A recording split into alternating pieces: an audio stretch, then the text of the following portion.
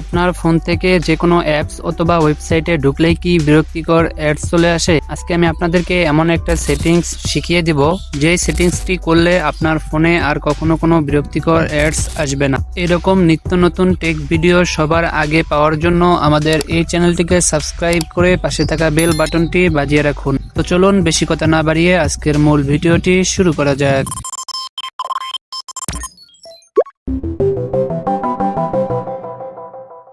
ফোনে আসা বিরক্তিকর অ্যাডসগুলো বন্ধ করার জন্য সর্বপ্রথম আপনারা আপনাদের ফোনের সেটিংসে চলে আসবেন।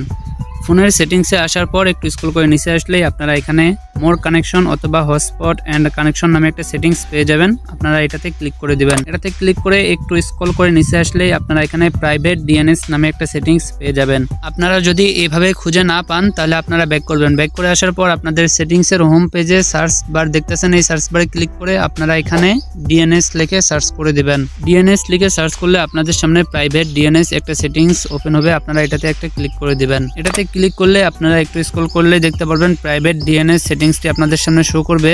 আপনারা এটাতে একটা ক্লিক করে দিবেন। এখানে ক্লিক করলে আপনাদের সামনে এরকম একটা পপআপ শো করবে। আপনাদের এখানে ডিফল্ট ভাবে অটোমেটিক থাকবে। আপনারা নিচে দেখতেছেন private DNS provider host name নামে একটা সেটিংস আছে। আপনারা এটাতে একটা ক্লিক করবেন। এটাতে ক্লিক করলে আপনাদের enter host name of provider এটাতে ক্লিক করে আপনারা এখানে লিখে দিবেন dns.adguard.com।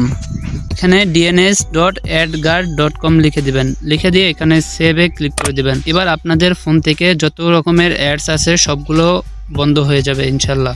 এভাবে আপনারা আপনাদের ফোনে আসা সকল ধরনের বিরক্তিকর অ্যাডস খুব সহজেই ব্লক করতে পারবেন। তো এই ছিল আজকের ভিডিও। দেখা হবে পরবর্তী কোনো ভিডিওতে। সে পর্যন্ত সবাই ভালো থাকবেন, সুস্থ থাকবেন। আল্লাহ হাফেজ।